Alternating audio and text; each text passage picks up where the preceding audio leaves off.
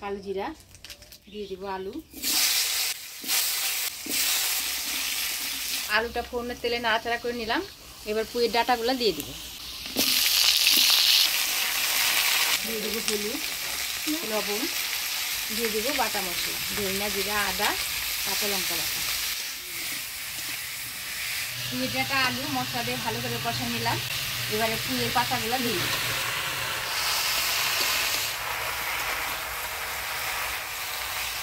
এখন ঢাকা দিয়ে দিই।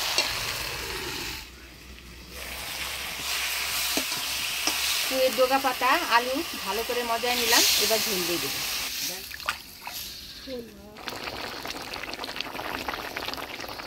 ঝোলে বলক এসে গেছে। এবার ভাজে রাখা মাছগুলো দিয়ে দিই।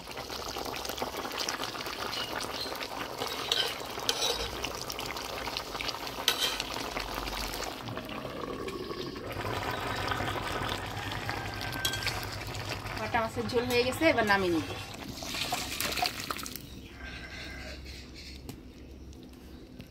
ডিম হয়েছে, দেখো কত বড় ভর্তি ডিম। ছোট মাছের ডিমই তো ভালো লাগে। খাইতে খুব স্বাদ। আপনারা এই পুঁই শাকের ডগা দিয়ে পাতা দিয়ে এরকম তরকারি রান্না করে খাইয়ে দেখবেন কি স্বাদ লাগে, খুব ভালো লাগে।